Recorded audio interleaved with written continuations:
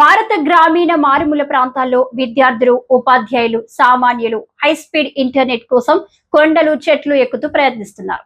ఇది ఇప్పటి వరకు ఒక పెద్ద సమస్యగా మారింది. ఎందుకంటే ఈ ప్రాంతాల్లో కనీసం 4G కూడా అందడం సవాలుగా ఉంది. నేటి ప్రపంచంలో విద్య, వైద్యం, ప్రభుత్వ సేవలు అంతరంగ ఇంటర్నెట్ మీద ఆధారపడ్డాయి. ఇకప్పుడే హై స్పీడ్ ఇంటర్నెట్ అందించడానికి సాధారణ మార్గాలు OFC కేబుళ్లు లేదా 5G టవర్లు ఖరీదైనవి. గ్రామీణ ప్రాంతాల వినియోగదారుల సంఖ్య ఎక్కువగా ఉండడం వల్ల పెట్టుబడి చాలా ఎక్కువ అవుతుంది. కాబట్టి ఈ ప్రాంతాల కోసం సరళమైన పరిష్కారం అందించడం సవాల్గా ఉంది. ఇప్పుడు స్టార్లింక్ శాటిలైట్ ఇంటర్నెట్ పరిష్కారం అందుబాటులోకి వచ్చింది.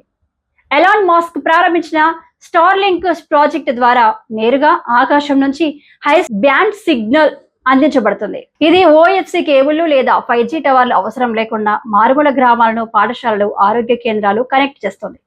మహారాష్ట్ర ప్రభుత్వం స్టార్లింక్ తో LOI సంతకం చేసింది.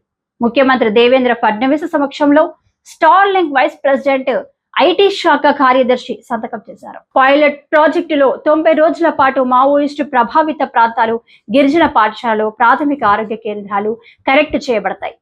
ప్రతి 3 నెలలకు ప్రాజెక్టు అమలు నివేదిక CM కి అందించబడుతుంది.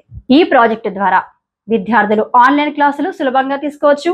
ఆరోగ్య కేంద్రాలు టెలిమెడిసిన్ సేవలను అందించగలవు.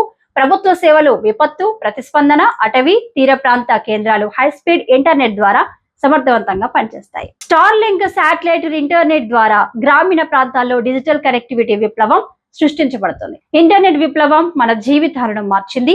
స్టార్లింక్ శాటిలైట్ ఇంటర్నెట్ భారతదేశంలో మారుమూల ప్రాంతాలకు సరికొత్త హై స్పీడ్ కనెక్టివిటీని తీసుకొస్తుంది. ఇలాంటి తాజా టెక్నాలజీ అప్డేట్స్ కోసం DAR ఫోకస్ ఛానల్ ని సబ్స్క్రైబ్ చేయడం మర్చిపోకండి.